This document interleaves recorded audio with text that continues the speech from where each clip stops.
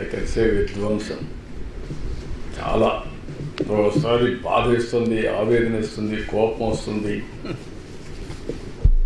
ప్రజాస్వామ్యంలో ఒకసారి హెల్ప్లెస్ అవుతాం. Same thing. ఆ రోజు తెలుగుదేశం ప్రభుత్వం కంటిన్యూ అయి ఉంటే 2021కి ప్రాజెక్ట్ పూర్తి అయిపోయేది. 2021కి అయిపోయింది. 2020-21 పూర్తి అయి ఉంటే ఈరోజు రాష్ట్రం ఎంత బెనిఫిట్స్ వచ్చేటో ఒకసారి చూసుకోవాలి. పట్టిసీమ ప్రాజెక్టు తీసుకపోతే దాన్ని ఎగతాళి చేశారు.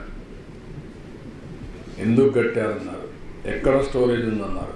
ఆ పట్టిసీమ లేకపోతే కృష్ణా డెల్టా ఎడారి అయిపోయేది.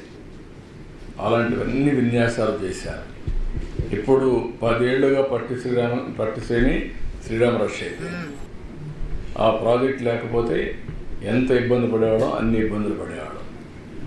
అంటే ఒక వ్యక్తి యొక్క అజ్ఞానానికి, మూర్ఖత్వానికి, లేకుంటే రాక్షసత్వానికి నిదర్శనం ఇచ్చేది. బాధేస్తుంది చెప్పాలంటే, కోపం వస్తుంది, ఆవేశం వస్తుంది, సభ్యత అడ్డం వస్తుంది. మామూలుగా కాదు. నాకు తెలిసి ఈ ప్రాజెక్ట్ కోసం ఎంత కష్టపడ్డానని. పండగ పూట నేను పోతూ అమెరికాకు పోవాలంటే నేను నాగపూర్కి వెళ్ళాను. మినిస్టర్ దగ్గరికి వెళ్ళి ఇక్కడ నమూనా కూడా పెడితే అవన్నీ ఇక్కడ పాట్నా అనుకుంటా, ఇది పూణే నాగపూర్లో మంత్రి దగ్గరికి పోయాను. పూణేలో నమూనా పెడితే నమూనాను చూసి అవన్నీ కూడా ఎట్లా చేయాలని అవన్నీ ఆలోచించుకొని మళ్ళా వచ్చాను.